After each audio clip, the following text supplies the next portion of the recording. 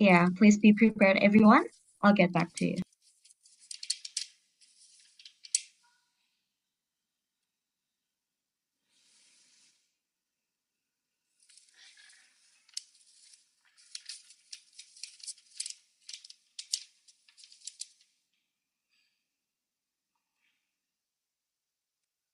Also, for the participants that are able to open your camera, please kindly open your camera so that we can capture all of you. And thank you very much for your kind understanding. Thank you very much, everyone.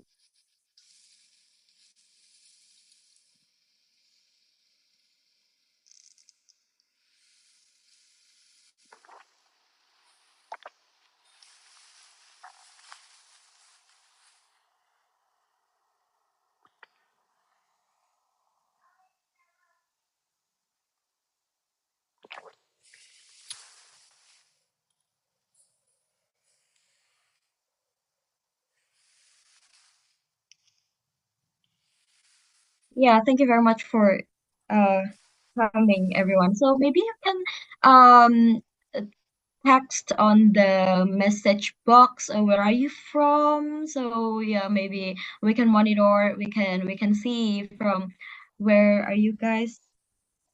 And yeah, are you guys, any of you, coming from universities or organizations maybe, or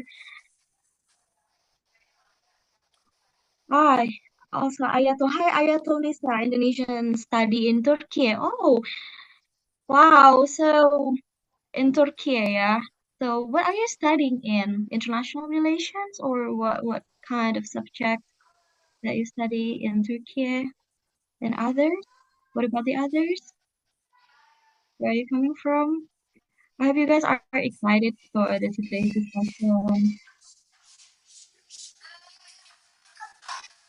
Yeah, Kak Yamato Kurakawa. I'm from 11 Maret University. Oh, International Relations. Hi, I'm also International Relations student too. 11 Maret Solo, right? Surakarta, ya. Also, Tumail Tarikiani from Pakistan. Hello, Pakistan. Thank you very much for joining us. Thank you very much. It will be a very fun discussion. Okay, so everyone, thank you very much. Because the speaker already come, or yeah, the speaker already come, so we will start it as soon. Okay, so I will start the I will start the discussion. So, Assalamualaikum warahmatullahi wabarakatuh. Shalom, Swastiastu, Namo Buddhaya, Salam Kebajikan. The honorable distinguished speakers, Mr. Ararat Kostanian and Mr. Rabbi Yaakov Baruch, the Executive Director of INDEPTH, Mr. Aprilian Cena, and all of the organizing committee of the International Politics Forum, invited guests, and all participants joining us from across different parts of the world. Thank you very much for coming, ladies and gentlemen, all of you guys. Thank you very much. And welcome to the International Politics Forum webinar 2026 entitled Gulf on H US-Iran Confrontation and Regional Security Dynamics. So my name is Dyna Syarifa, a third-year undergraduate student of International Relations at Princeton University, and it is truly a pleasure and an honor for me to serve as your moderator for today's discussion. So everyone, I think many people would normally expect a quieter schedule, especially during the holy month of Ramadan. Weekends as are usually reserved for rest, reflection, or simply slowing down after a demanding week. So, do you think so, everyone? You can react. Do you think so? Do you think so? If you think so, then thank you very much once again for scheduling your weekend on this event. Thank you very much, everyone. And for me personally, weekends often mean reading novels, watching movies, or maybe new serials on Netflix, and pretending that international politics can wait until Monday. Do you think so, everyone? You think that you hope that politics can wait until Monday? But if there is one thing international politics consistently reminds us of, so it is this. So it is this. Geopolitics does not recognize weekends, unfortunately, indeed. So on February 28th, supposed to be a beautiful Saturday, the geopolitical landscape of the Middle East shifted dramatically when major military strikes targeting Iran reportedly resulted in the death of the country's supreme leader, Ayatollah Ali Khamenei. So it is triggering a new wave of strategic uncertainty and escalating tensions across the Gulf region. And we know that moments like these reminds us what happens in the Gulf rarely stays in the Gulf. So maybe some of us are questioning, or maybe all of us questioning of what the implications are. Is it influencing global markets or diplomatic relations? And does it risk evolving into a broader regional conflict, a prolonged proxy war, or potentially triggering a World War III, maybe? Some of you maybe think about that. So that is why discussion like the one we are having today are very important. So furthermore, let's extend to our sincere appreciation to the International Politics Forum and INDEPTH for organizing and facilitating this important platform for dialogue and knowledge exchange. I bet all of the participants are very excited, don't you? You are very excited, passionate, and on fire for the next discussion. I think some of you are coming from Pakistan. Also, there's some of you coming from Jakarta, Turkey, and other. You are guys excited, right, for this event. So yeah, um, now it is my great privilege to introduce our distinguished speakers for today's webinar. So we are honored to be joined by experts who bring both academic depth and practical insight into Middle Eastern politics and international diplomacy. So the first speaker, that I would like to give you um, the first speaker is Mr. Ararat Kostanian. So Mr. Ararat Kostanian is a doctoral candidate in international relations at the Indonesian International Islamic University. Hello, Mr. Ararat Kostanian. He holds a master degree in international relations from Australian National University, as well as another master's degree in international relations and diplomacy from the University of Croatia, Akarian in Armenia. Mr. Kostanian combines diplomatic and academic experience, having previously served as the specialist in the Middle Eastern Department at the Ministry of Foreign Affairs of Armenia and as research fellow at the National Academy of Sciences of Armenia.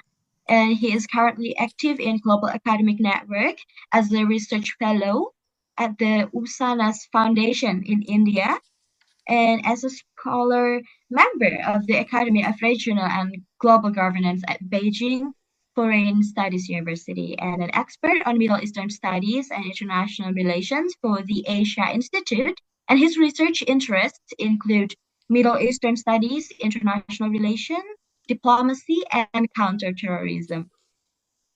Yeah, hello, Mr. Ararat Kostanian. How are you today? Hello. Thank you very much for International Politics Forum for inviting me to elaborate the current conflict in Middle East.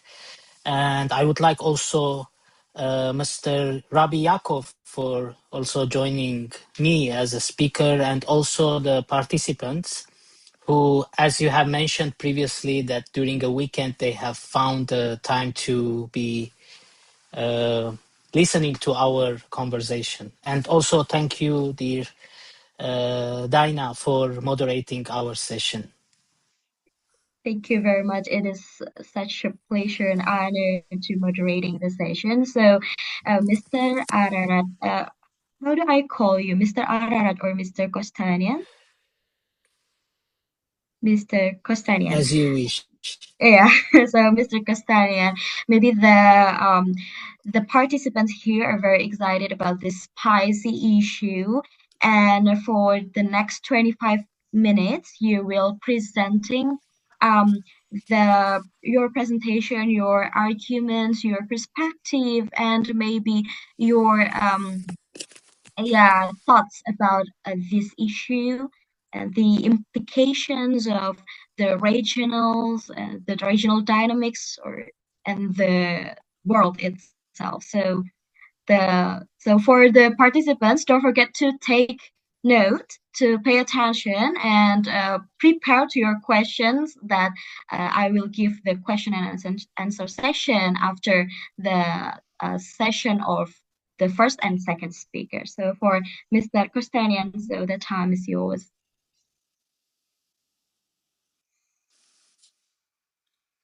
Hello. Can you Hello. hear me clearly? Yes, it's audible. It's clear. Hello. Yeah, everyone, you Okay. can react if it's clear. Yeah, it's clear, Mr. Yes. Yeah, please, the moderator, you mentioned if there is any issue with the sound or video. So, all right. I would like to start my presentation on the current conflict between Israel and this time US joined against Iran. I want to divide my presentation into three sections. First, we have to know why this war started now, again, after held between the US and Iran to find a solution on the nuclear issue that Iran has been possessing. And also, I will articulate briefly the condition that before this war started, which also had a limited US attack on Iran before these negotiations. Also, of course, it is related with the condition in the Middle East between the countries that has been more, not to say friendly, but has been more keen to have negotiations or a solution with Israel to live peacefully in the region, and that has been showcased in the Abrahamic Accord for going to peace. And later on, I will talk about what is the current condition out of this war already taking more than nearly 2 weeks.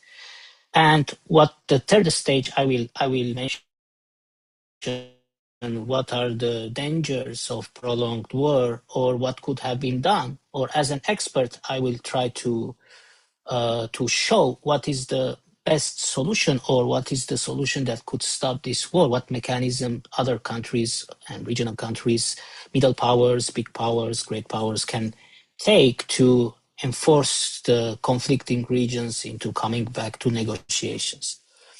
Okay, first, I believe from the perspective of the US, why this war has started today, if we look or follow the statements, official statements from President Trump or his administration, I think United States was not satisfied from the negotiations with the Iranian side because the Iranian side did not want to apply the demands from the US to stop its nuclear program.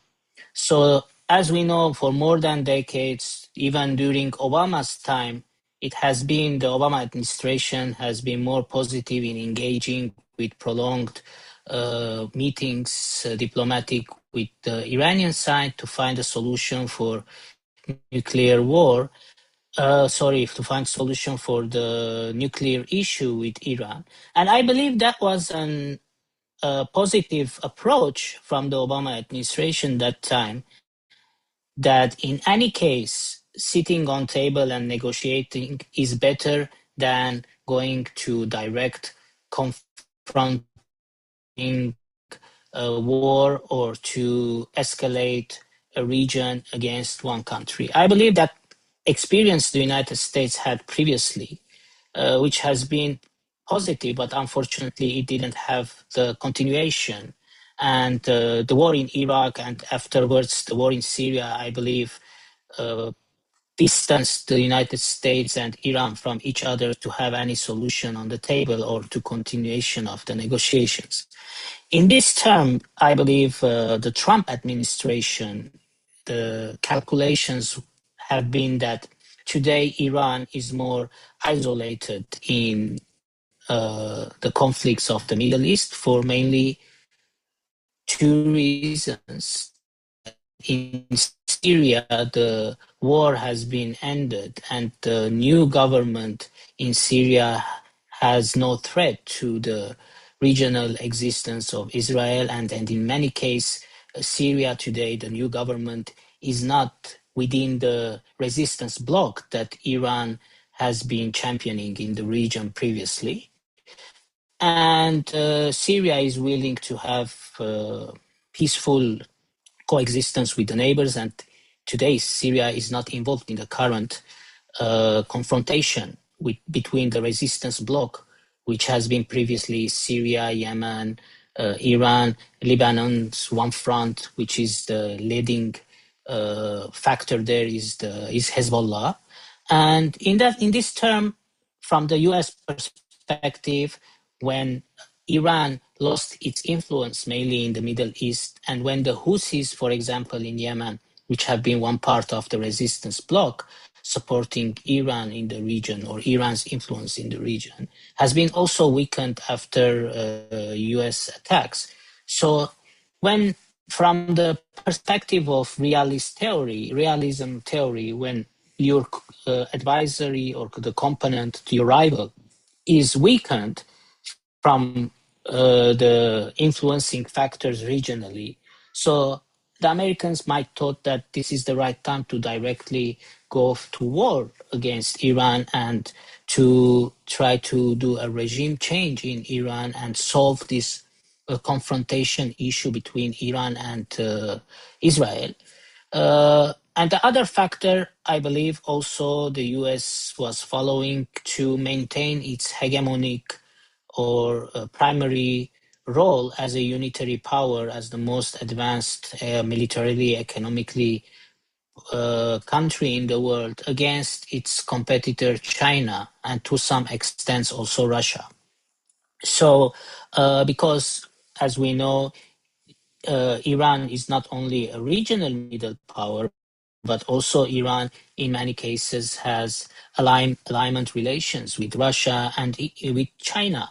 With China, a few years ago, they have established a strategic partnership for 25 years that Iran was meant to receive technological advancement from China, and in return, Iran will sell its oil to China. And even now, if we have a look at the current situation when Iran closed most oil passages and trade pass from that area, it's a very important area as if we compare it to Southeast Asia, maybe it will be the Strait of Malacca, where the passages of shipments and trade goes through. But Iran is allowing for the Chinese ships to cross, but close to the all other Western great power shipments. So this indicates that, in a sense, that Iran has the alignment with China, and to an extent also, it's not proven, but I don't have any clear information on this, but from the media, we have seen some are insisting that indirectly Russia and China are helping Iran in this war, indirectly, of course. So from that extent, we can understand that the United States also trying to have influence on countries that they are delivering oil to China. For example, if you go back a few months ago, we will see the case on Venezuela when Trump directly orchestrated regime change by eliminating the president from its house. So the other issue, when we combine this issue, when Iran also is very important oil country under the embargo of United States, but being able to sell its oil to China, and we know that great powers development or advancement or in terms of economy mainly related to your access to the oil and oil fields. In this term, I think the second, as I have mentioned, the second U.S. U.S. strategy is to maintain the hegemonic role and not to let China as a rival in great power competition to have access to oil. So currently the second issue, when I have mentioned what is the condition. When the war started, I think, as Trump's strategy also has been in Venezuela or it has been in Syria, the US strategy has been mainly to bring peace. That was the slogan of Trump's administration, to come to power to end the wars. But interestingly, what is happening, yes, in some cases there haven't been any wars. For example, the Trump administration brought their strategic or economic root solution between the conflict that has been in decades going on over Nagorno-Karabakh, that they have brought this new trade route, American solution for delivering peace between Armenia and Azerbaijan. So in that term, there hasn't been any war coming up, but a solution to bring peace. But in this term, in the case of Iran or Venezuela, we are seeing American involvement, directly penetration, that in American establishment view, the following step will be establishing peace. For example, what the Trump administration was thinking here, their strategy was to start a war with of course, demand from Israeli side that the US also join this war and not Israel directly to go war against Iran. That was the war of necessity from the perspective of Israel, when in Gaza also the long war against the Hamas and Hamas supporters did not bring any tangible solution. But from the Israeli perspective, this time they found out the eligible timing to go to war against Iran was directly, because Iran also has very big influence, as I have mentioned, in the Middle East previously. But the US involvement here directly was meant to perform a very short-term war and to go to regime change in Iran, to bring maybe the previous administration's Shah's son or other more liberal, if we might say, or more secular powers, and in this sense to end the resistance against Israeli involvement in the region. But as we have seen, this didn't take place. Even direct killings of the supreme leader Khamenei did not solve this condition. This strategy also, I think, the Americans thought to perform after what happened in Syria in the regime change, when they tried to bring a power that previously has been seen as a Salafist power, but the negotiating and the current situation in Syria brought a power that can be more friendly to the US and to the Israeli existence in the region. So Americans have tried to bring the same model, thought they can bring the same model to Iran by changing the regime or killing the supreme leader, which has the most strongest influence in Iran. And in that case, maybe a regime change could be happen. Also, they have calculated the opposition's existence, which we know previously for a few months they were protesting and they were willing for more rights and for regime change in Iran, for giving more rights to women, etc., etc. If we remember the demonstrations and new slogans for more liberal Iran demand was there. Also, the third American strategist may be taught that also if the war goes to more prolonged or to a more serious level, the other ethnic and religious minorities might also come up against the Iranian authorities or the regime, and they could demand their territorial or ethnic rights. For example, the most in number biggest minorities, if you might say, in Iran are the Azeris and the Kurds. And Trump, in one of his talks, he clearly pointed out to the minorities to take a stance against the Iranian regime and ask for their territorial or ethnic demands. So this is, of course, has very serious articulations, and it might drive the country, Iran, into a catastrophe when maybe the results could not be sustained or the situation could go out of control. So this is the current condition, and also the fourth very interesting issue that has in this war that never have been before is the direct involvement of Gulf countries. They by hit or attack that came from the Iranian side to the American bases and American establishments in all of the neighboring countries of Iran, such as Kuwait, United Arab Emirates, Qatar, Iraq, and also some attacks has been on Arabic Gulf countries, airports, and residential buildings such as hotels, bank, etc.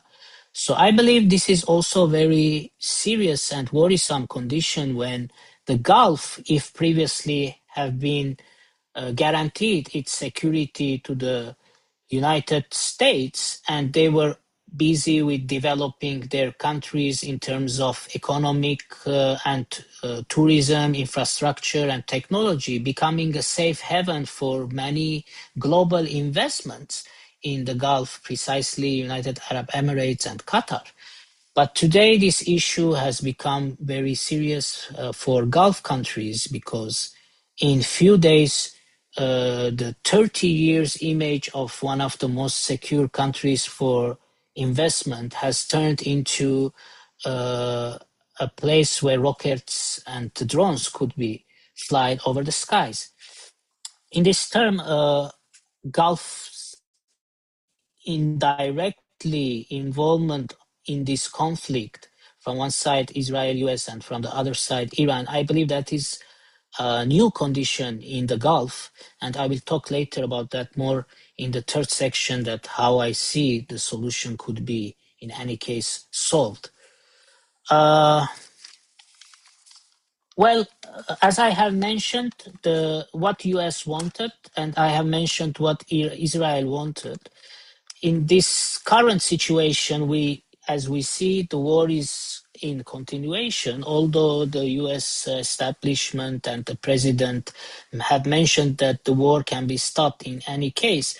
But if we look at the current situation and what have been achieved through this war, I would say that none of the expectations of this war have been achieved, since Iran at the current level did not go for regime change, but they elected a new supreme leader, which is the son of the killed Khamenei.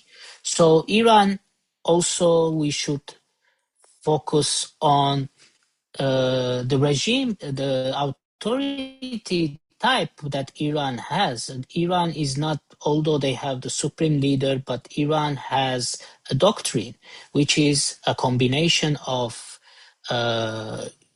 Shiism values, Iranian nationalism, and also they have the elements of socialism resistance. So the combination of these three religious, ethnic, and strategic values make Iran a country that you cannot easily attack a country and have a change in the country when there is clearly support for this government and for this theologic regime type.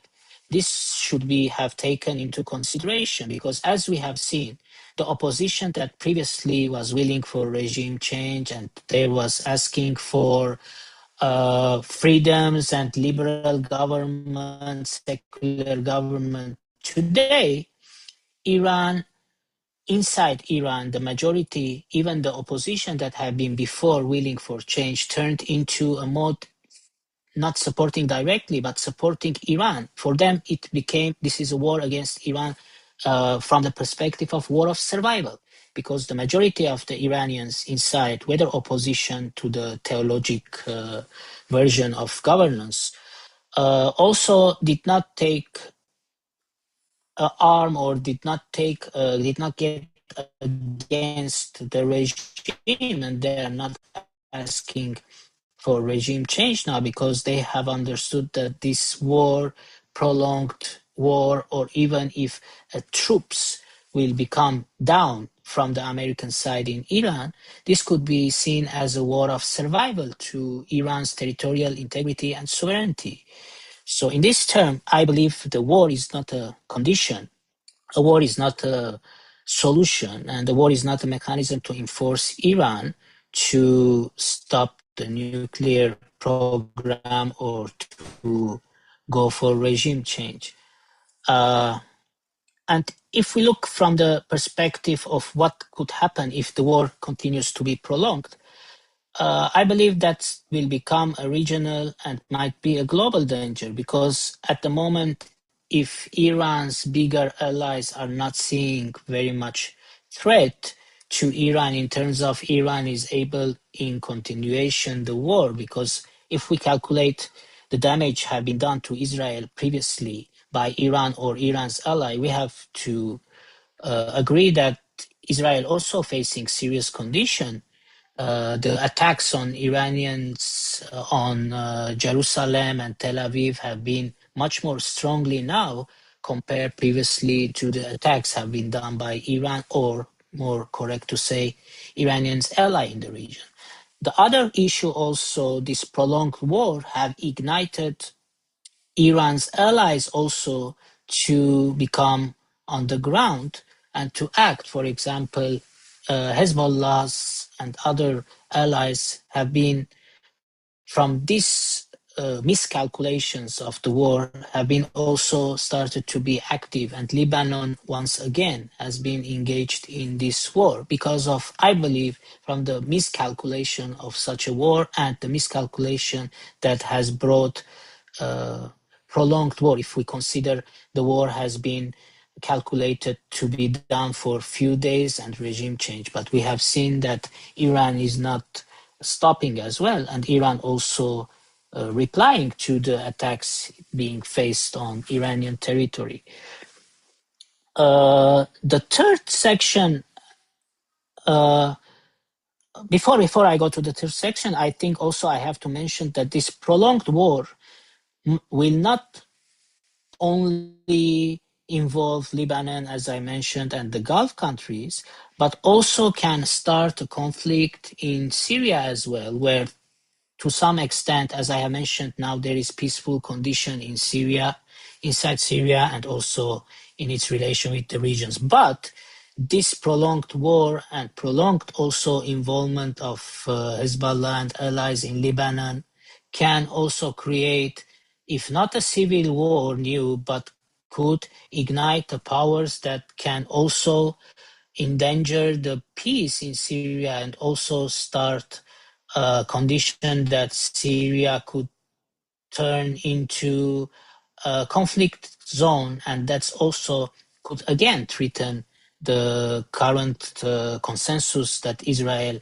has trying to engage with Syria, at least not to see each other as enemies. So this prolonged war, I think, also will endanger Israel's will to have any consensus with its neighbors and can drive the Middle East into, again, a prolonged war that I think you cannot know the consequences. I'm not talking about Iraq, that also a very important country, and also the destabilization can be created in Iraq as well. So what to do? Will come this fourth question, what to do?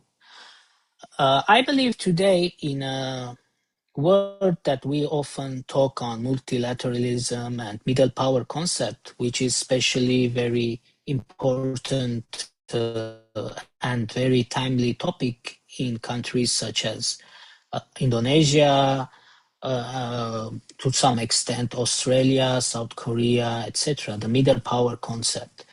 Saudi Arabia started lately to also be keen to the multi-power and multilateralism system, and to some extent Turkey as well. So I believe that middle power countries such as Indonesia, that they also, I think, tried to ask for the role to mediate to stop this war. That is very positive. Indonesia have tried previously, I think even during the Russian-Ukraine war, to mediate as well, and also trying to find a solution for the Palestine and Israel issue, also by trying to join in board of peace. But I think at this level, this moderate or middle power countries must to have a mechanism to influence. I think they could create a coalition. Previously, if there was a non-alignment movement, now maybe it can be a coalition of middle powers to force the great power competition to stop and to force the conflicting countries or sides to come on table and solve their problems diplomatically. Especially Indonesia has the experience of the ASEAN, and the Gulf countries today also. I wanted, when I have mentioned I want to talk about this, I want to talk about this precisely now on the Gulf issue, that I think also we are hearing from Gulf countries disappointment on American military securing the countries against Iran attack. But we have seen from the US side that there is, from the Gulf countries, some also, although not very officially, but from the intellectuals and from the influential people, that they have the disappointment from the American side that clearly shows that the systems did not secure, and some would say also that unfortunately the US is only following Israel's interests and they are not following their duties to secure the countries against such aggression that has been taken now against the Gulf countries from the Iranian side. So I believe also Middle East should very carefully and very intensely think of creating a system like ASEAN, which has the regional centrality, that they should create in Gulf not only a regional organization that could benefit the trade and the oil, but also they should have think of a mechanism that could create combined a security system that they could defend themselves against any aggression either from the Iranian side or either from the Israeli side. Because if we have looked to this condition, it's very similar to Southeast Asia. If we take the Gulf, very similar to Southeast Asia previously, when the area during the Cold War has been a region for influence, one from the liberal camp, capitalist camp, and the other was the communist camp. So that region that time has become a region of wars that there has been not their wars directly, but have been influenced from the two ideological confrontations. As I have mentioned, one was the liberal capitalist world, the other is the socialist communist world. So if we look at the current condition in Gulf, that's very similar. The one side is Iran, other side is Israel, and if we put them in global geopolitical shape, we will see that one side is Iran, Iran, Russia, China, etc., and the other side is more standing with the Western camp, directly Israel with the United States and some other countries which are standing more pro-West.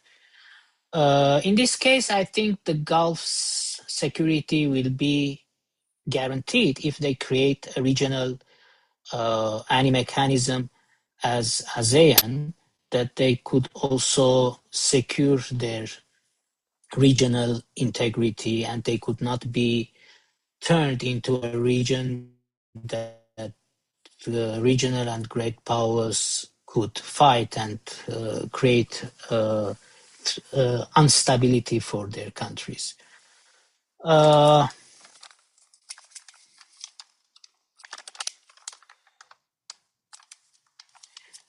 Regarding also I want to talk about the expectations from going to the prolonged war, what could be not only harm for the region, but this also can escalate economic serious problems that already we are facing today globally, especially the middle class in every country and especially in the developing countries.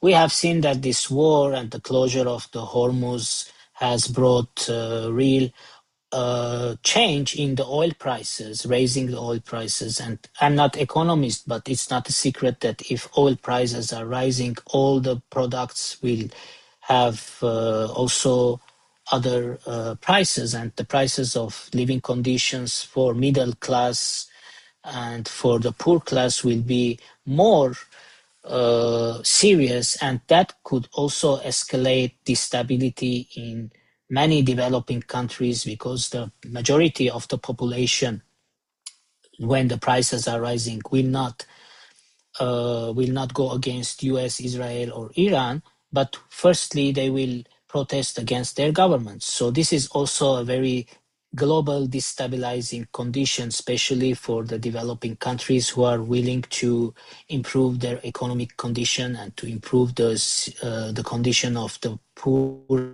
and the middle class.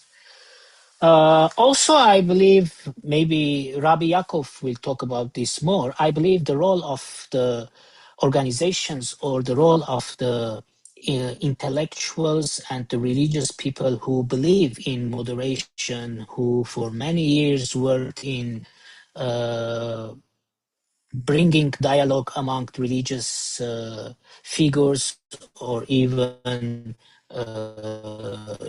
synagogues, church, or mosques together. And for many years, we know also Indonesia and United Arab Emirates, Jordan, the Vatican, Armenia also in some extent are very great examples how Christians and Muslims, not only on an elite level, but the people-to-people relations have been able to conduct peaceful coexistence among religions. And also the Armenian example is very unique example in Middle East, being ethnically, religiously diverse, but they have practically been able for centuries to create brotherly relations with the Muslim majority, and they have been able to live peacefully together.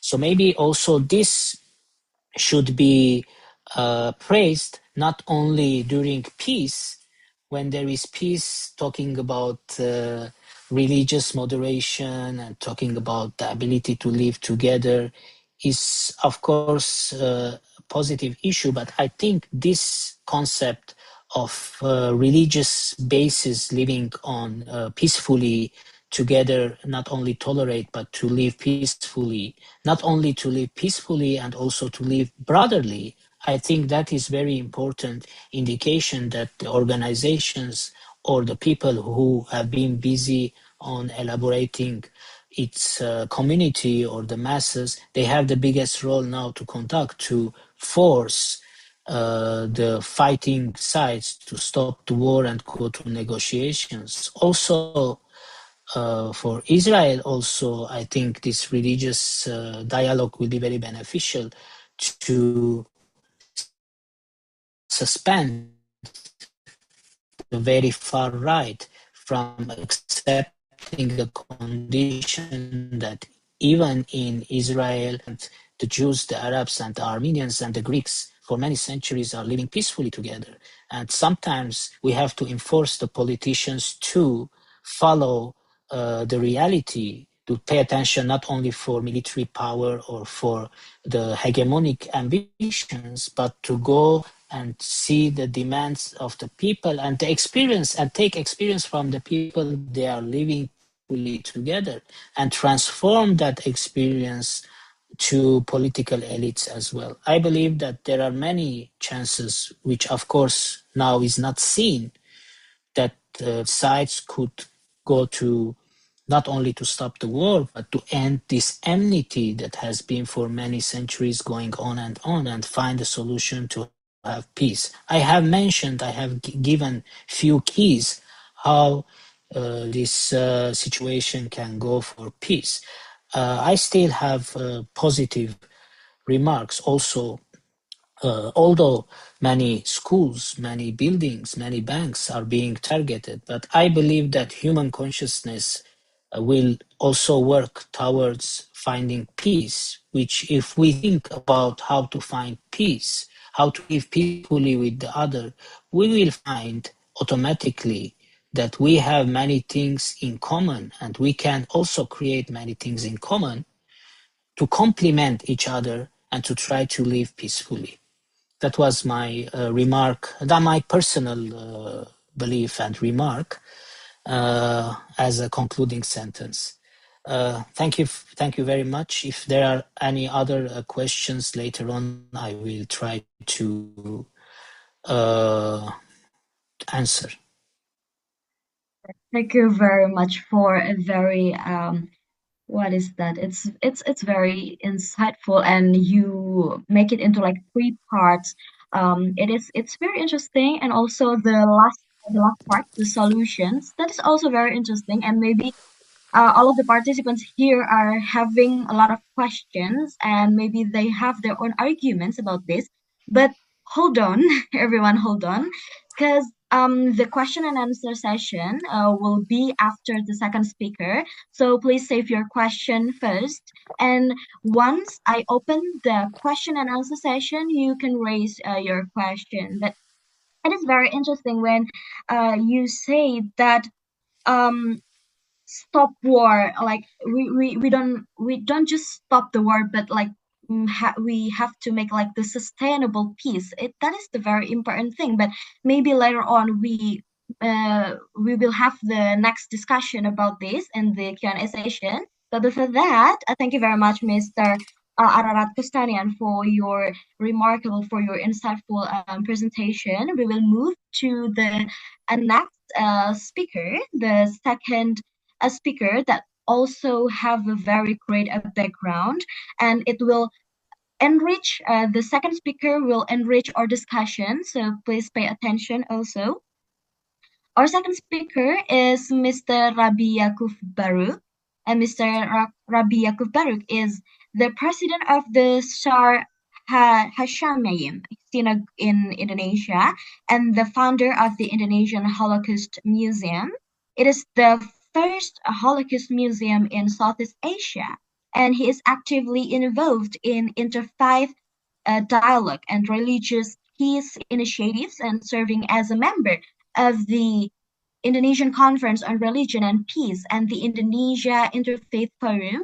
And Mr. Rabbi Baruch has also dedicated much of his work to promoting tolerance, historical awareness, and peaceful coexistence among religious communities through education, dialogue, and public engagement. And also for the additional information, he is also a lecturer as international law and international humanitarian law at the Faculty of Law, Samratulangi University.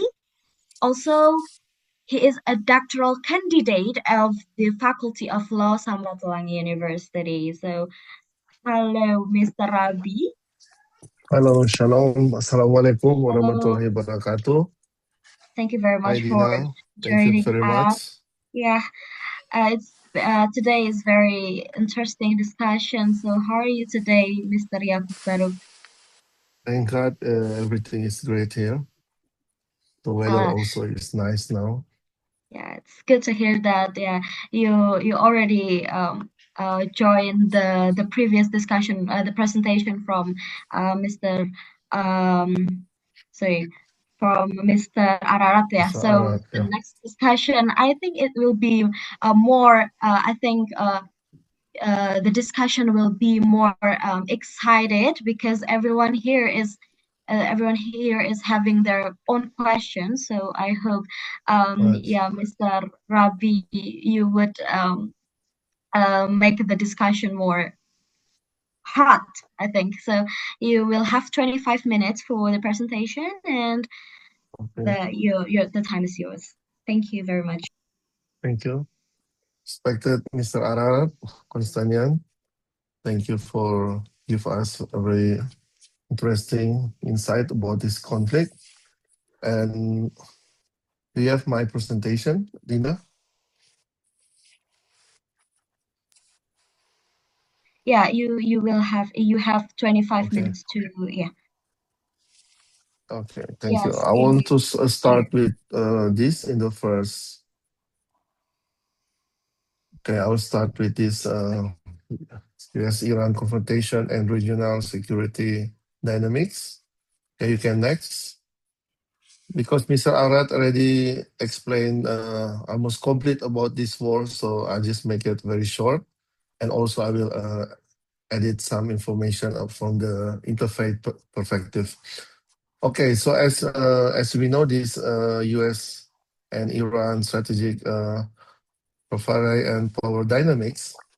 First is talking about geopolitical competition. Yeah, it's everyone know that decades a long struggle for the regional hegemony in the Gulf area, and also for the second is a sectarian influence.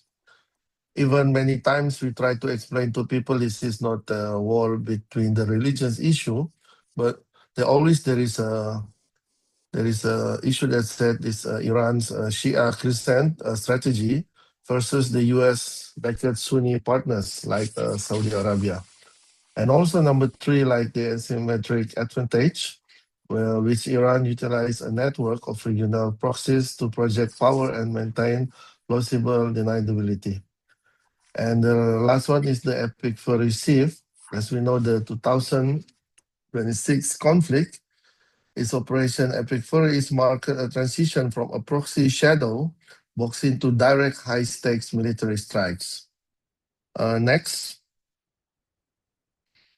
And is a diverse of escalation and the risk of regional conflict. In the first, we see the nuclear bridge when this 2026 collapse of the Geneva nuclear talks after the intelligence revealed that Iran was enriching uranium to 20% purity. And also the leadership targeting with the decapitations and strikes on a high-level Iranian leadership, including the Supreme Leader Ali Khamenei, triggered massive retaliatory cycles.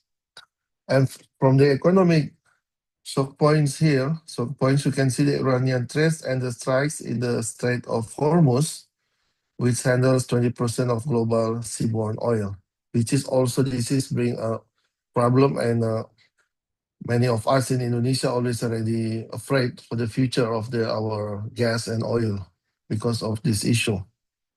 And miscalculation risk, which is increase the naval presence and the cross warning in the Gulf, raise the risk of accidental uncontrollable escalation. And for the next, we see next. Yeah, from historical lesson, when we see from the Middle Eastern conflict, this is the failure of the regime change. We can see in the history, like in Iraq and Afghanistan, shows that military intervention intended for the regime change often result in a regime hardening. And the power vacuum past intervention of the demonstrated that the weakening of the central authority can lead to the emergence of a new or more radical extremist group. And the third is the bystander's dilemma, when hesitation from the global powers to intervene early often leads to a worsening crisis that eventually forces a much larger considered intervention. And also the fourth is a diplomatic fragility. We can see the lesson from the 1978 with the Camp David Accords, show the dangerous gap between the leaders and the level deals and the public acceptance. Next. Okay. In here we see the role of the regional and the extra-regional actors. The GCC strategy of the active neutrality or Gulf Cooperation Council states a focus on the escalation and the multidirectional diplomacy to protect the economic stability. And the second, the Israel assertive the military model, when Israel serves as a primary extra-regional in terms of U.S. partnership, the catalyst, often favoring preemptive military action over a long-term diplomacy. The third, we know the global powers like China and Russia, the external actors, they watch closely balancing energy interests with the desire to reduce the U.S. influence in the region, and also the proxy network mobilization. The non-state actor, like in Lebanon with the Hezbollah, like in Yemen with Houthi, and in Iraq remain critical levers for the Iran to raise the cost of the war for the U.S. And next,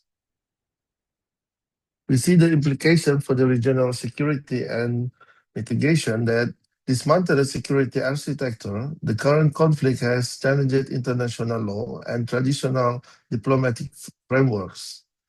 And second, needs for the multilateral defense. The GCC stated at the increasingly imposing for the collective security arrangement to reduce the dependence on the single security guarantor. And the economic resilience, we see the stability is now tied to securing energy infrastructure and maritime routes against the asymmetric attrition of the tactic.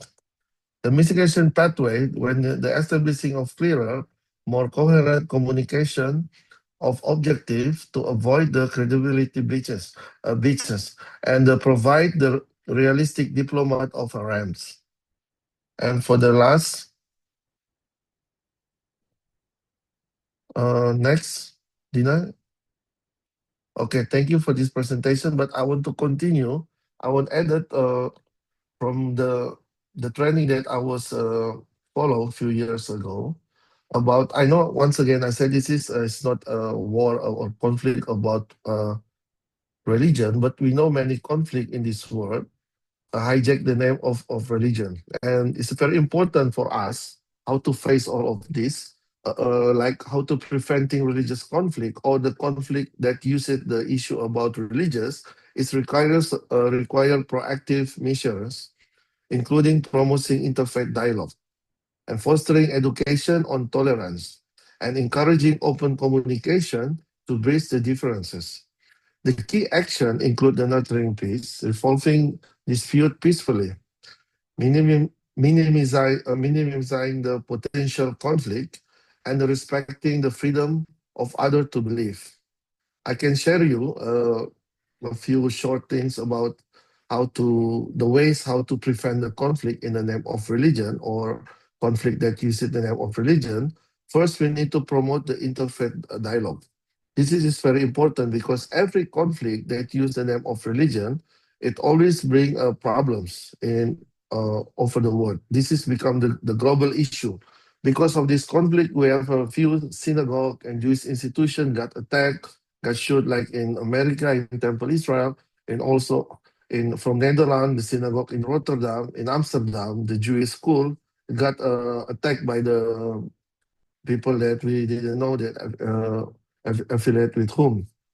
That's why the interfaith dialogue function is as a bridge to reduce the prejudice and correct the misconceptions and build the trust among religious community, especially in this war between the Muslim, the Jews, and the other community in this world. As we know, the foster education and understanding is also important because education on religious diversity and fostering mutual respect is reduce the likelihood of the conflict stemming from misunderstanding of the faith. And the third is very important also to promote tolerance and moderation. Encouraging values of the tolerance and reducing extremism help in the preventing intolerant attitudes that leads to conflict. Whatever conflicts happen in the Middle East, the influence always come to the almost over the world, include to Indonesia. Like a war in Gaza, there is a issue that case between the Christian and the Muslim community in the North Sulawesi. Just because of the flag, they both of the supporter using the flag, and there is a problem happen, and it's casualty. One died in this conflict. So it's very important once again to promote tolerance, as like what our synagogue doing last week exactly.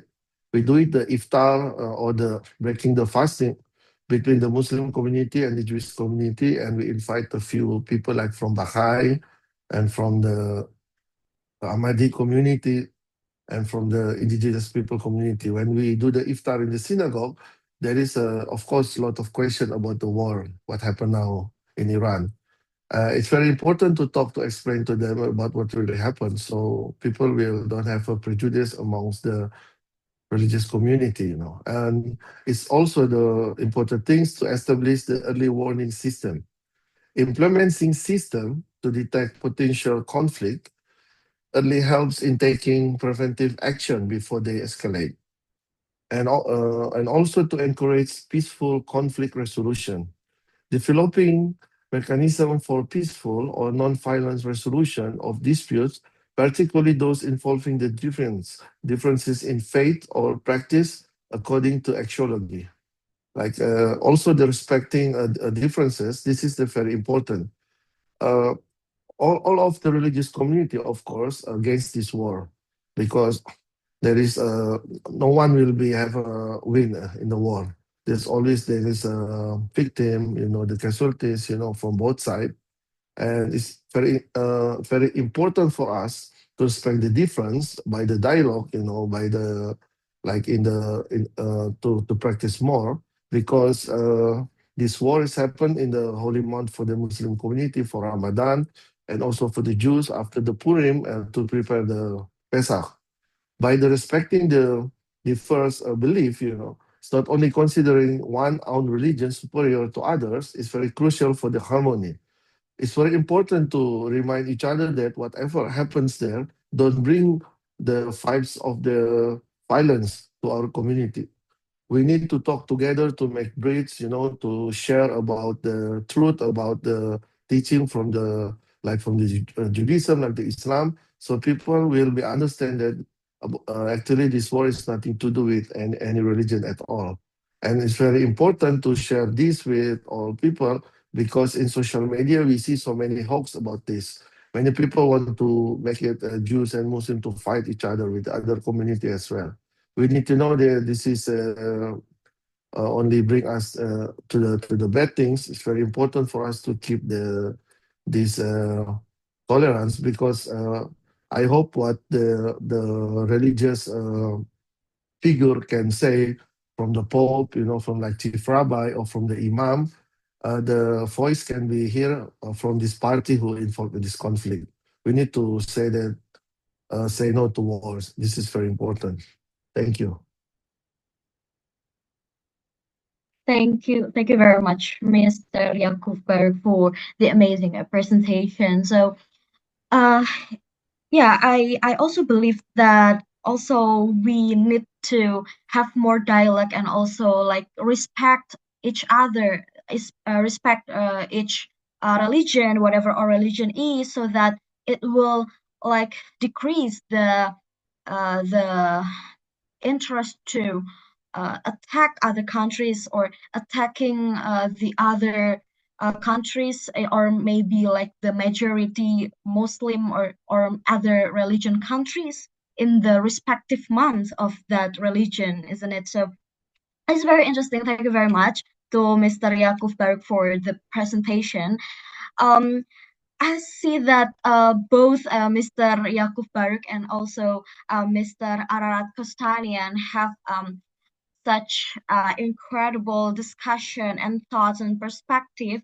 And also, I bet everyone here is very interesting. They are very passionate and excited to ask their question. But before that, I want Mr. Yaakov Baruch and also Mr. Kostanian to ask each other first before I open the question and answer session. I mean, if Mr. Arad, you have question to Mr. Yaakov Baruch, then you can ask your question, or vice versa. If Mr. Yaakov Baruch, you have the question to Mr. Arad, you can ask your question. So who Yes, first? thank you for the opportunity. Actually, it's not a question because he's an expert as well. But I'm thinking maybe together to have a discussion short how to find a better mechanism. Because myself, I'm writing and now I'm doing research and I'm writing now not so much on IR but directly on finding a new theory or developing a theory how Christians and Muslims living peacefully. I'm showing there is an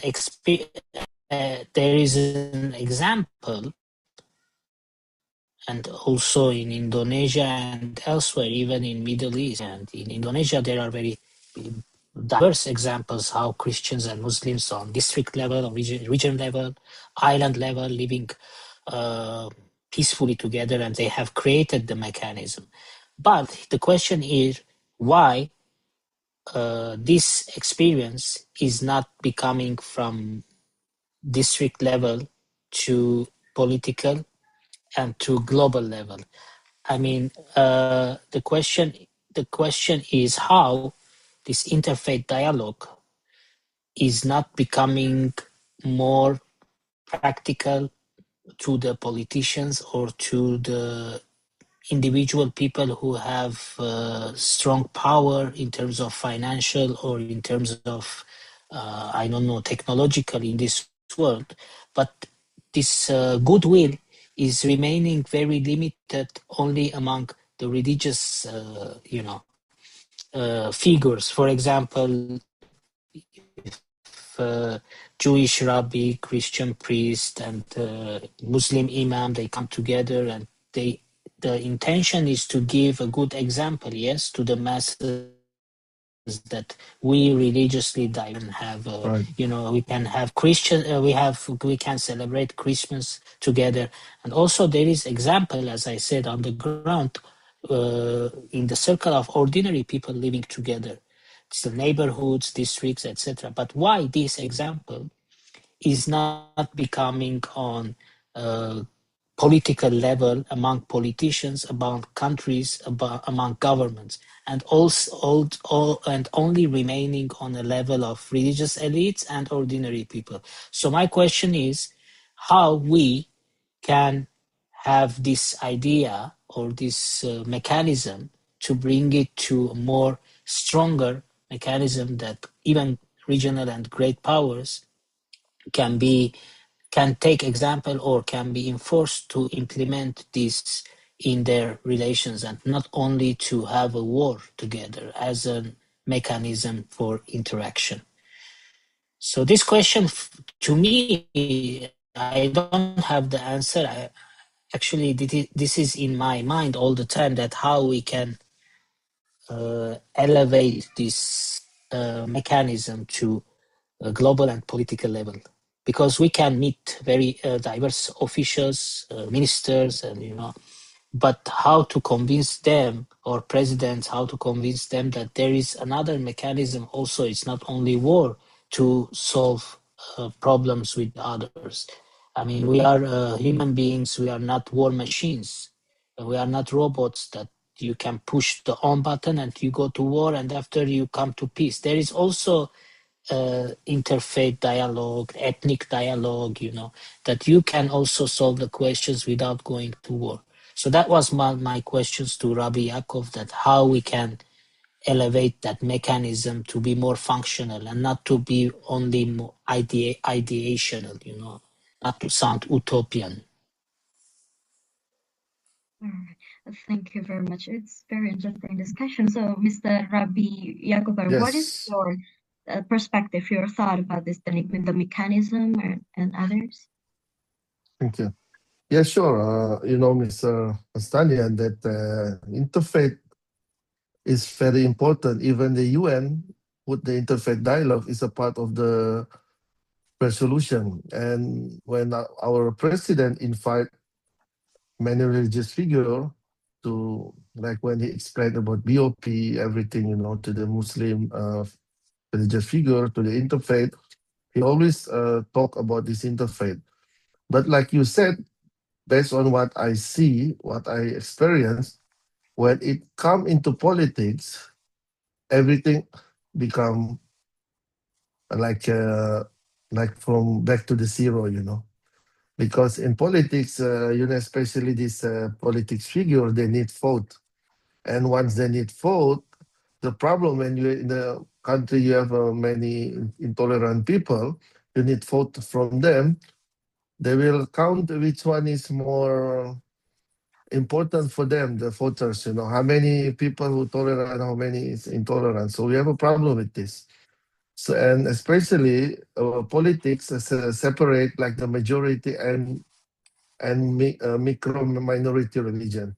When I said majority, it's not only talk about one religion, but like the six religion that recognized in Indonesia, and also they will said there is another micro minority that is not recognized. Even actually we have a regulation, it's called it Undang-Undang number 1, PNPS, a year 1965, that recognize other religion other than six majority religion.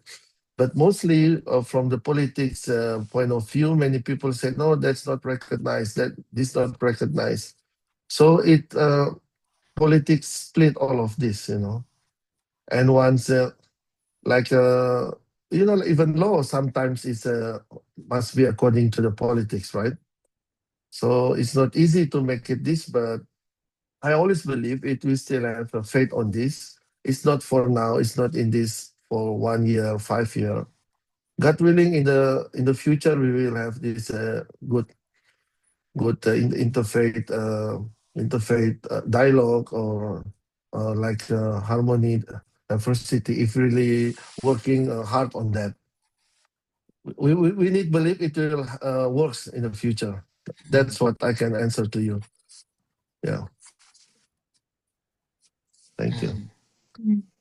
Okay, Yeah, and now it's my turn to give you yeah, question. Okay. yeah. It's your turn, Mr. Yaakov Baruch. Yeah. So based on what I know that you take like a fellow in University International Islam Indonesia, right? In Depok, right? Yes. Yeah, I was there last Yes. year for interfaith meeting and interfaith event. That I want to tell you how you see Indonesia. Like you said, you make research Yeah, about I was the. there. I was a kite. Oh yeah, oh you part of the KSIT as well? No, I was in the conference. Oh yeah. I'm a KSIT fellow, so I'm joining the Yeah. KSIT event as well. But My question is, as an Armenian, right? How you see the what make you feel difference between the Muslims in Indonesia and in the Middle East, according to your research about to see the life between Christian and Muslim, a relationship each other. Thank you. Yes, well, I'm doing comparing Middle East with Indonesia, but on district level that has many similarities. What I'm saying that although geographically and culturally Middle East and Southeast Asia are totally diverse reality, different condition. You can say different in terms of geographic. One is surrounded by ocean, the other is the Middle East is more, okay, we have the Mediterranean, but it's more, Syria is surrounded by land neighbors, not by not by islands. The maritime Right. issue is not so huge like in Southeast Asia. That's first. Also, in terms of political system, it's different. Here is more democratic. There is more authoritarian. And also in Indonesia, you can find elements of mixed marriages where you cannot see that happened in Middle East. But overall, there are many similarities that how the Christians and Muslims have created their model, as I said, mechanism of how to live peacefully together. And I found that they have been built that through complementarity, completing each other.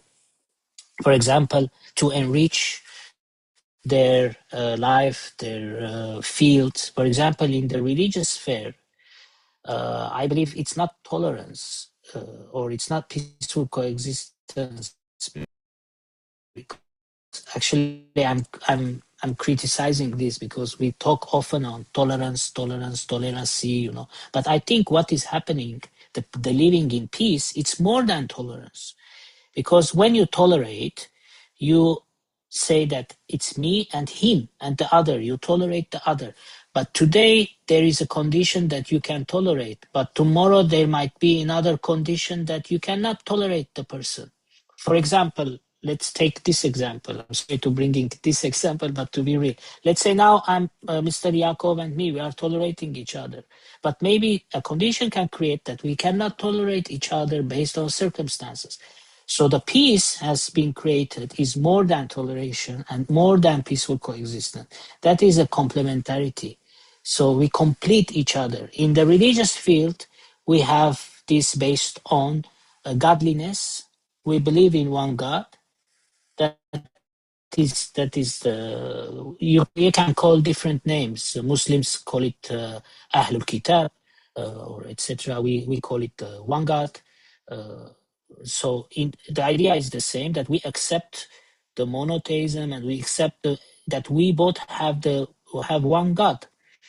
And the second, when they help each other, let's say when they do iftar together, they cook together, or they help each other in the parking area when there is Ramadan, or when there is Eid al-Fitr, when there is Christmas event, etc. So this is not only helping each other; they are helping because they accept the of one God and the salvation. So this is a godly humanism. What I'm calling this a godly humanism. So in this sense, why they celebrate Christmas together, or they cook together during iftar, etc. Christians and Muslims. This is not only tolerating, because if you tolerate, okay, you can tolerate the other person, you can accept him living with you in a society. But why you will go if you only tolerate to celebrate with him, to cook with him, to eat with him? So this comes from the notion of the will to complement each other, to enrich their social life, and to live in permanent peace.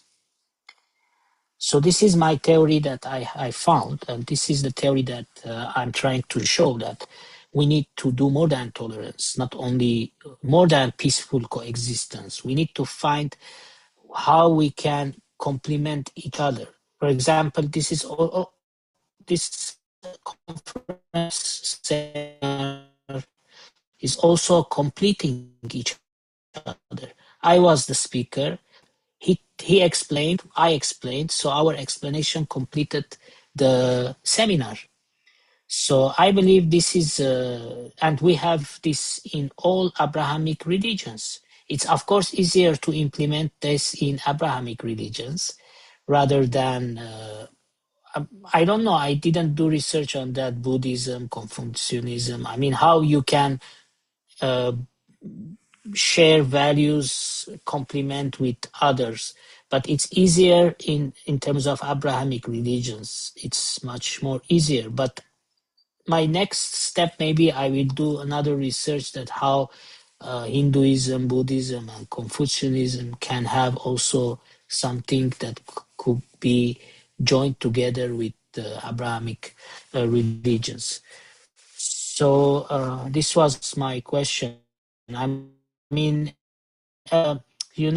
it's very generalized idea that in Middle East, Christians and Muslims, they don't live peacefully together. And also, as you have mentioned, all these wars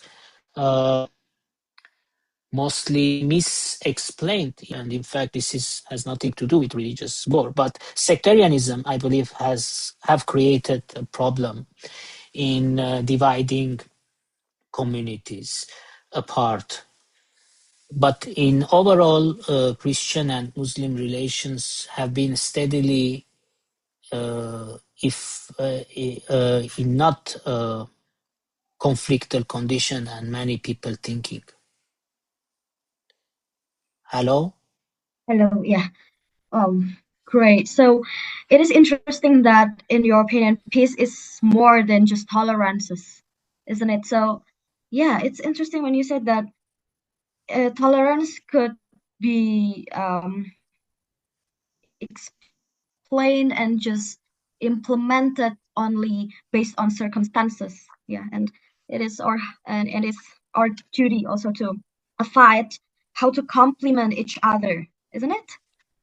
So yeah, everyone. Yeah. So because the Yes. time, yeah. Thank you very much to Mr. Ararat and also Mr. Yaakov for the very insightful discussion. So Thank because you, the time Mr. is very Arad, for limited, answer. so I will open the question for two people. The first one for two people. I will collect the question. The first one, I will give the opportunity to one who raised the hands. Mr. Mr. Muhammad Tasiu. Are you here? Mr. Muhammad Tasiu. Yeah, are you here? Okay, so you raised your hand. So do you want to ask the question to Mr. Ararat or Mr. Yaakov or both Yeah, of them? yeah, I want to ask question to Yaakov Baruch. Yeah, yeah, yeah. Assalamu alaikum wa rahmatullahi ta'ala wa barakatuh. Alaikum salam. Thank you for this important event. Really appreciate it. So my question is to Mr. Yaakov Baruch. So I think there is ongoing war currently between Iran, United States, and Israel. So I think this war is about to preventing Iran before getting nuclear weapons. Based on reliable sources, based on genuine information, Israel have nuclear weapons, almost 90 nuclear weapons. So why Israel have a nuclear weapon? Try to prevent Iran from getting nuclear weapon. This is my question. Okay, thank you.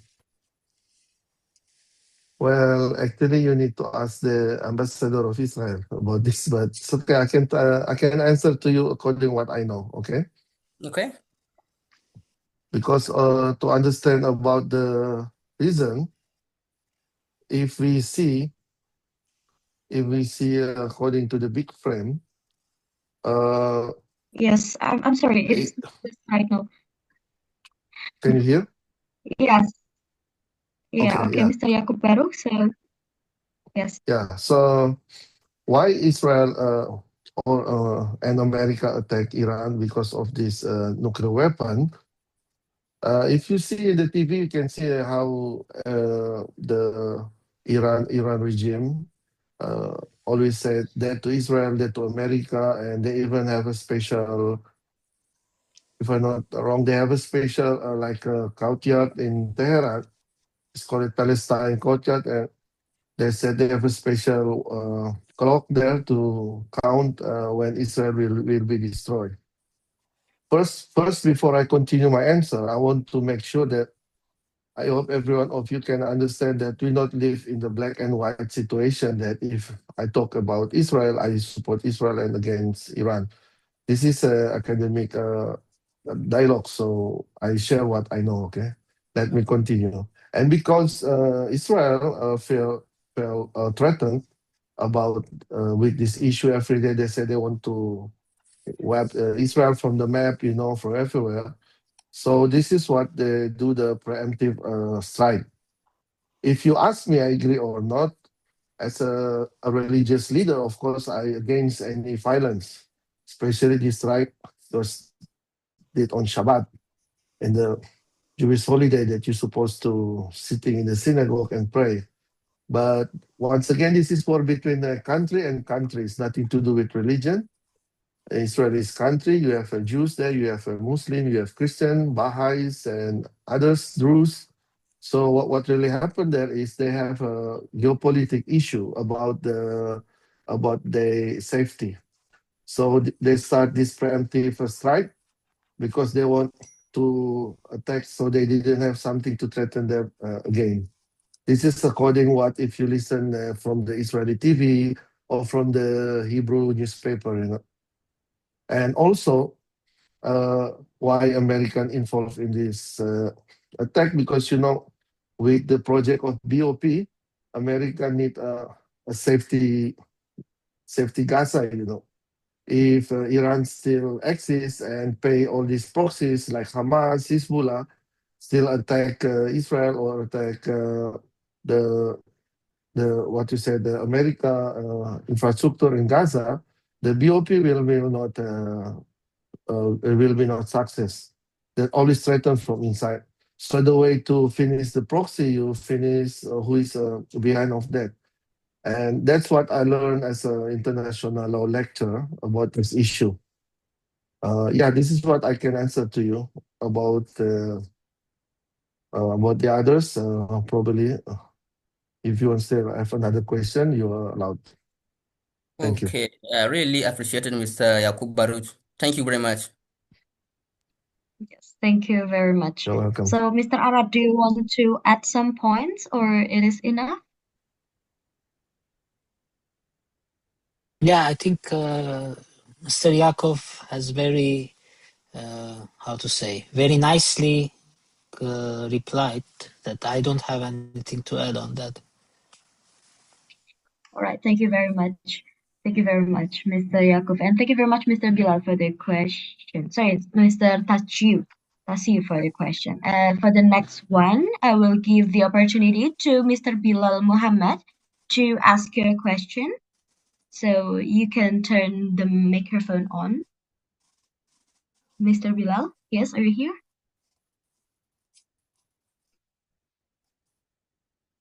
Mr. Bilal Muhammad, are you here?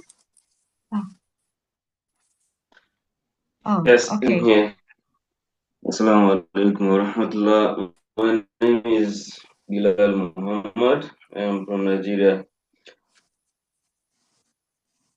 I have two questions, one for Mr. Ararat and the other for Mr. Cook. The first question is looking at the current situation in the Middle East, when we all know US pressured by Israel to attack maybe Iran, killing the military and the top leadership. Do we still have to believe that the Trump Board of Peace is worth joining as a country, like Indonesia did join? Is it worth to join the Board of Peace? That's my question for Mr. Ararat. And the second question for Mr. Yaakov is, from your presentation, I heard you saying some countries prefer preemptive strike to tackle some of the regional issues. So, in your opinion, do you think that is the best idea? And about the international law, I actually need to understand and differentiate between self-defense and international law breaching. Thank you so much. All right, thank you very much for the question, Mr. Bilal. So there are two questions. For the first one for Mr. Ararat, and the second one is for Mr. Yaakov. Yeah. So Mr. Ararat, the question is it worth to join BOP? That is the question, right? No, first Okay. question was the current condition in the Middle East, yeah? Oh, current condition. Yeah, sure. All right. So Mr. Ararat, Yeah. you have the So time. that is one of the main reasons that I have spoken on trying to find the mechanism how to be able to enforce all the regional and global powers who are involved in this war to stop the war, because as more the war goes prolonged, neither side will step back, and it will be any possibilities to stop the war. Plus, the regional countries in Middle East might be also involved in this war and destabilize the region further.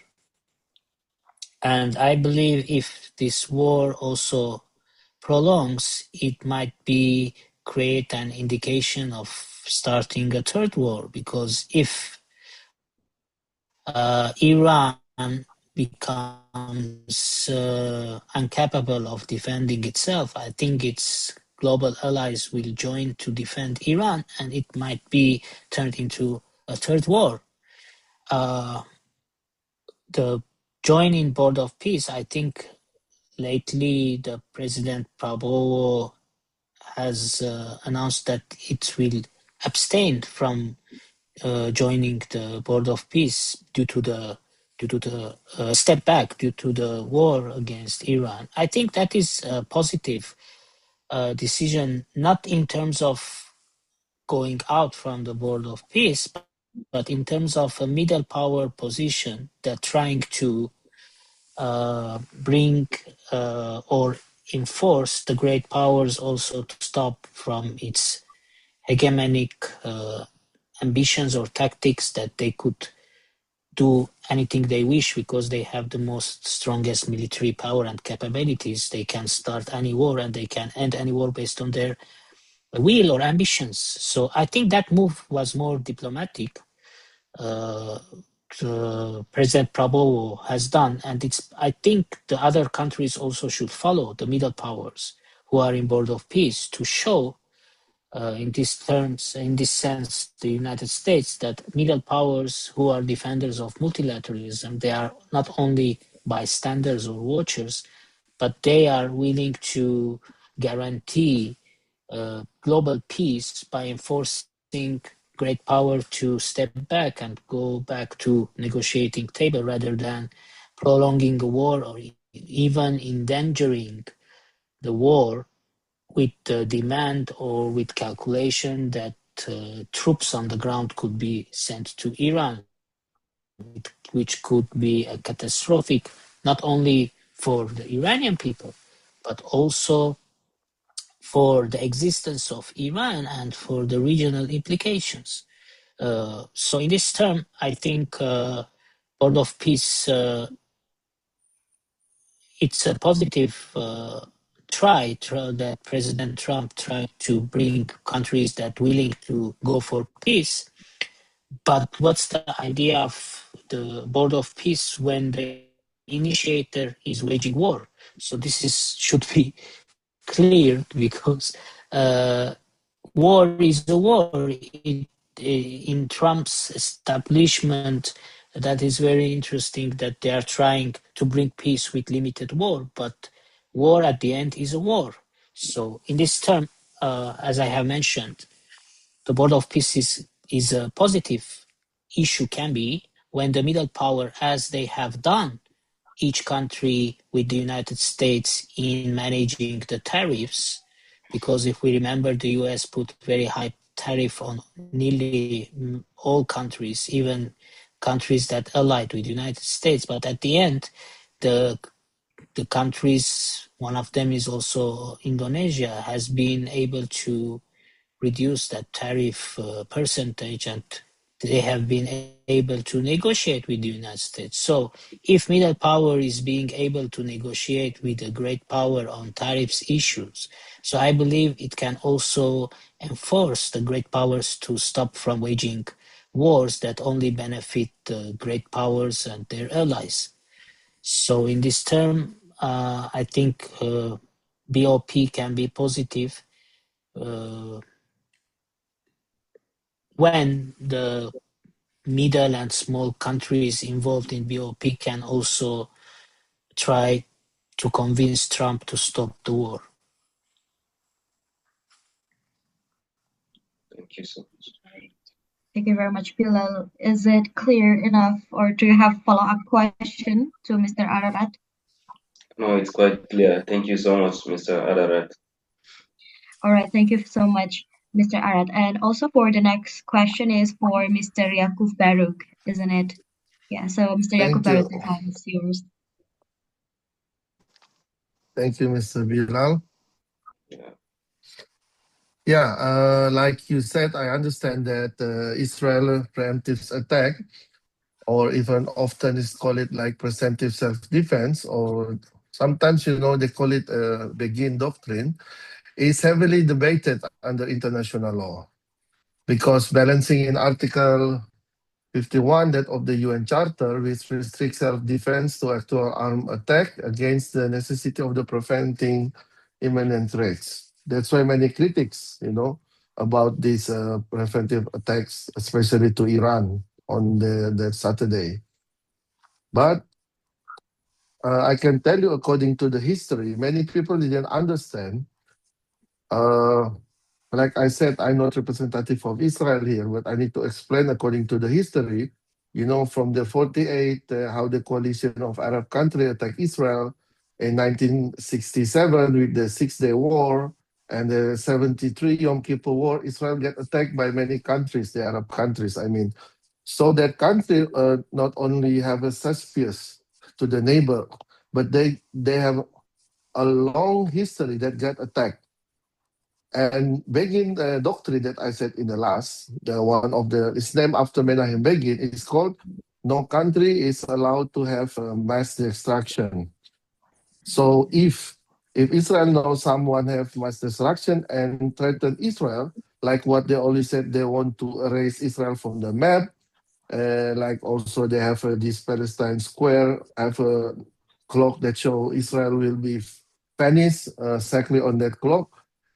Probably for us, like in Indonesia or like you, like if you're from Nigeria or from where, our country, we never got attacked. We used to have a Second World War, but we never got attacked many wars. That make the mentality of Israel is sometimes they become very suspicious and they try to eliminate first the enemy. That's what I know. So this is what makes them. If you say this is wrong or wrong, there is a argue about this. Like I said, according to the UN Charter 51, but this is the reason why they're doing. I think because you're asking why they do according to the international law. As a lecturer, I need to make clear to you that this is still arguing between of the international law lecture everywhere because like also like 7 October, during the Sukkot and Shabbat, suddenly the Israel got attacked from Hamas, from the border, and it leading until what happened in Gaza. I also feel sorry for what happened in Gaza, but that's the conflict always happen like that, and we need to understand that only they who live there know exactly what will happen. But it's important for us to bring the peace voice, to asking because in international law there is no conference forbid war. War is allowed to happen, but when the war is happen, there is a regulation you need to follow, right? And that's exactly what we discuss here. If the war is according to the regulation, according to the Conference of Geneva or Den Haag or not, we need to understand very well about that. So yeah, like you said, it's not good to do like this. And if even they said it's immoral to start attack, sometimes even can call it aggression according to the international law issues. But the only country know this experience, the experience about this get attacked by many countries is Israel, So they try to survive, if I can say, according to my personal opinion. Yeah. So yeah, we need to understand more about this conflict if we learn about history, the Iran history, because what happened now is not really Iran, America to attack Iran, we know that they're fighting the leader, the regime, Many Iranian consider this is like a rescue mission, not attack mission. Depends on which, like Mr. Ararat say, which view you see is from the pro-government side or from the opposition side, right? And once again, we're talking about geopolitical here. We need to see from many big frame, not only one frame, one side. We need to see from many things, and we understand exactly about this conflict. I think that, Mr. Bilal. Thank you. Okay. All right, thank you very much. So, Mr. Bilal, is it enough or you have follow-up question? Yeah, still I have a little misconception about self-defense and then breaching of international law with regard to this context. All right, so you're still want to ask more. So, Mr. Yaakov, do you have additional points? Yeah, and as we know that what Iran did now is when he strike back, we call it self-defense, right? And it's recognized according to the international law. But what happens is when he becomes suddenly attack many countries in the Gulf, that they claim they want to attack the U.S. military base, but you see they attack Dubai airport or things, and this is bring another problem for the others. I mean, I don't support it or against it because I see this is from the clear side, from the neutral side. I just want to explain to you in the war, bad things happen, And I believe we in the same side to hope that this war is finished soon, and even if it's not gonna happen. But like I said, international law cannot forbid a war. They can only leading the war if war happens, So I feel sorry for the casualty what happens in the both side. There is 1,200 victims from the Iranian side, 13 from Israel side, 11 from U.S. Side, that like from the Lebanon as well, like 700 or something.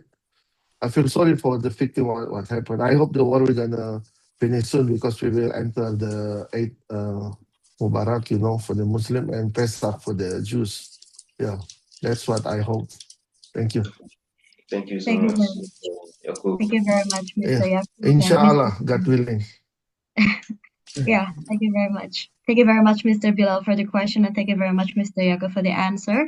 So we will have one more opportunity to ask Mr. Hidayatul Taufik. So, yeah, you may open your microphone on. Thank you. Bismillahirrahmanirrahim. Assalamualaikum warahmatullahi wabarakatuh. Firstly, I would like to thank the God Almighty for His blessings that enable me to follow this activity and allow me to express my respect and appreciation for a great Prophet Muhammad Sallallahu Alaihi Wasallam, a great reformist for his guidance and direction in order to have a good life in this world and the world after. And Miss Dina, thank you for this opportunity, and thank you for Mr. Ararat, Kostanian, so, and Mr. Yaakov Baruch, thank you. And let me introduce myself. My name is Hidayatul Taufik. I am from Padang, West Sumatra, Indonesia. Uh,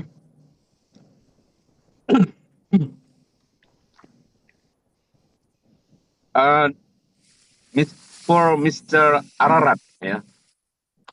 We know, as we the relationship between the United States and Iran has long been characterized by a maximum pressure, dynamic, and strategic signaling, as both nations navigate as the domestic political pressure and regional interests. The margin for error seem increasingly slim.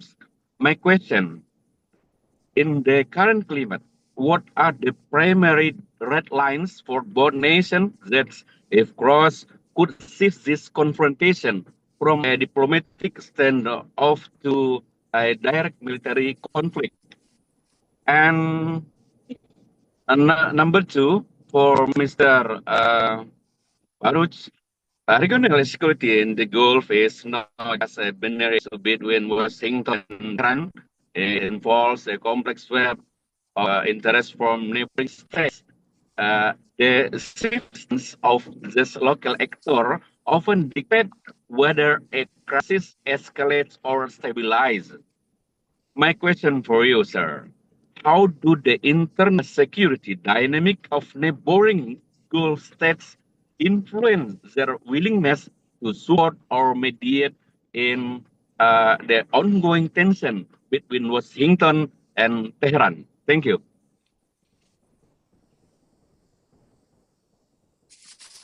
All right. Thank you very much for the question, Mr. Hidayatul Taufik. So, Mr. Ararat, do you want to answer first? Or Mr. Yaakov? All right. So, Mr. Ararat, do you want to Mr. answer Ararat. first? Mr. Ararat. Yes. Oh, yeah. I think Hello? there's a trouble in the connection, in your connection. Hello? Yeah. Yeah, that's good. Now, you That's can clear. hear me now? Yes, it's audible now. Thank you. Yes. Thank you, Mr. Taufik, for your question. Nice to meet you. Padang is your region, yes? Padang. Yeah, Padang is in Sumatra. Yeah, Padang food is West very good. Sumatra, sir. West Sumatra, yeah. West Sumatra, Yes, Indonesia. Padang. Padang food is very Yeah. good. Rendang. Yeah, right. Rendang Rendang. is very good. Yeah. Thank you. Nice to meet you. Thank you for the question. Yes. Powers today have the big role in creating coalition to enforcing this war to stop. Because if we look at the timeline, this war started after failed negotiations between the United States and Iran. And what is worrisome in this war that this war hasn't been previously as has been supposed to be between Israel and Iran or between Israel and Iran's allied Arab countries, but this has been directly joined by the United States. And in these terms, when the United States was willing to go for regime change and even when questioning the sovereignty and territorial integrity of Iran, that is really a worrisome condition. And that attitude has brought Iran to consider this war as a war of survival, not as a war of regional hegemony, not as a war of threatening Israel, but as a war of its survival is under question. So in this means, I believe the two sides will not consider about the limits and they will both push their capabilities to the maximum. So that terms, I think that is really a worrisome condition. Stops and they go to negotiate. I think that will be the better for the both sides, because also I believe that the American intellectuals and the majority of the population are not supporting this war. I mean, I have clear survey or clear information, but based on what is presented in the media, I can see that the American bureaucrats are not happy with this prolonged war that the Trump administration started. And if we consider also the change previously that happened in US, and it's unique in the support of the Palestinian cause in universities and by intellectuals in United States, that previously hasn't been very much seen in among the US population of any remark on defending Palestinians in their cause against Israel. So this is also very interesting new phenomenon that I think that Trump also should think, because it can also endanger its position, and it could be another Vietnam for United States if they enjoyed the war on troops. And some problems might be created in United States as well in against Trump's administration decision in continuing the war. So I believe in terms of red limits, it's really worrisome. That's why I believe the war should be stopped as soon as possible. Yeah, thank you, sir. I cannot find the word how to thank you for your answer. And I pray to the God in order the God bless you always. Amen. Amen. Thank you very much, Amin, thank you. Mr. Ararat, for the answer, and thank you very much for the question. Also, next, Mr. Yaakov Baruch, you may answer the second question. Yeah, thank you, Mr. Hidayatul. According to me, to achieving a long-term stability in the Gulf, after this Israel and America war, it requires strengthening regional air defenses and accelerating economic diversification and establishing a diplomatic framework that integrates Iran into regional security dialogues rather than isolating it, right?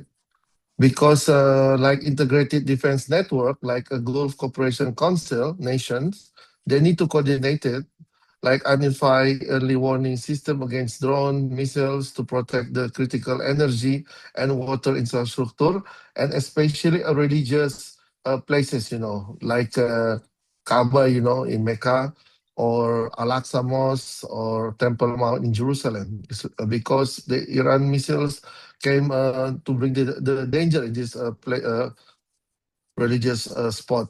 And also the security and diplomatic balancing, because the Gulf is moving beyond merely hosting US bases and pursuing a more independent to balance stance the combined security ties with US and Israel alongside its pragmatics. It's non-ideological security framework with Iran. All countries should feel free to work for the IT, for the security, It's not the time anymore to bring the history about the war, Israeli-Arab war. It's in the past. The Abraham Accord bring a good future for the stability in that Gulf area for the sake of the Gulf country itself in the future.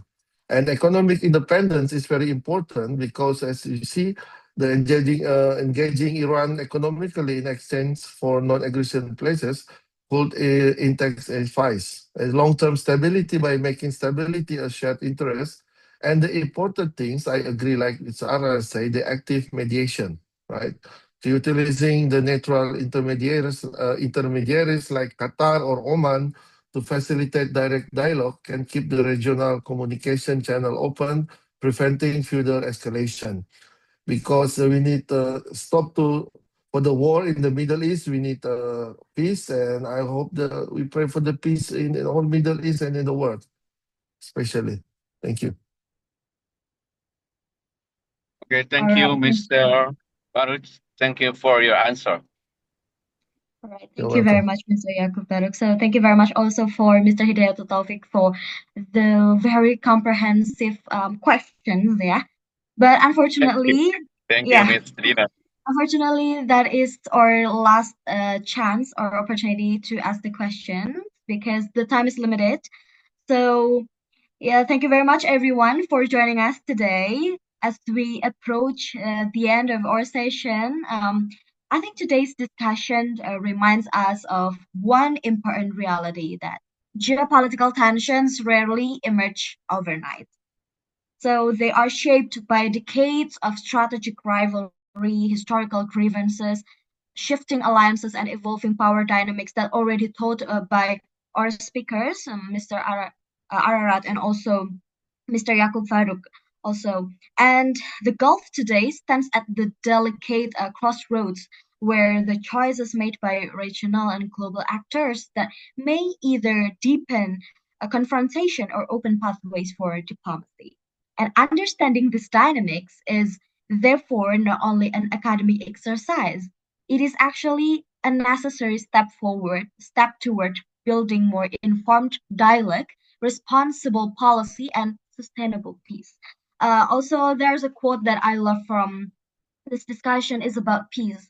Peace is more than tolerance, everyone, because tolerance is based on circumstances. But the thing is how to make the peace sustainable.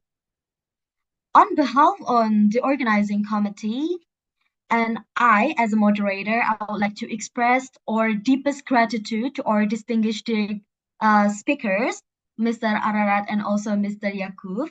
Thank you very much for coming here and thank you very much for the insightful thoughts presentation and for sharing their expertise, and to all participants for contributing to this meaningful discussion. And additionally, certificates of participation and documentation from today's webinar will be shared with participants shortly after the event.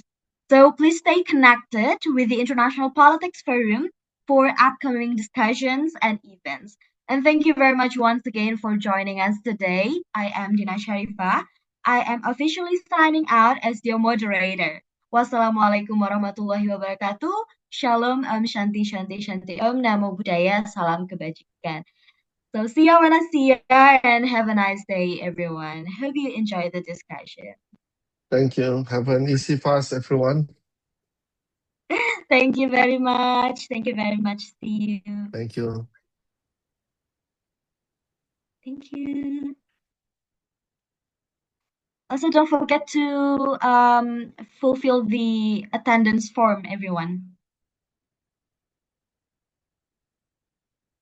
Don't forget to, yeah, the form is in the link in the text box, so you can check it now.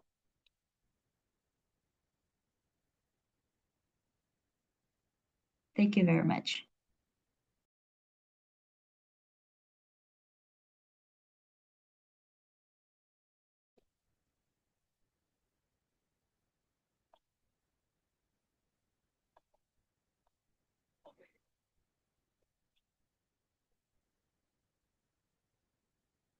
Thank you very much, Mr. Ararat. Thank you very much for joining us today.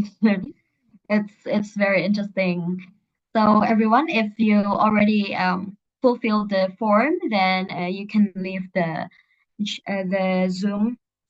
Yeah, and have a nice day, everyone. You can prepare for your iftar after this.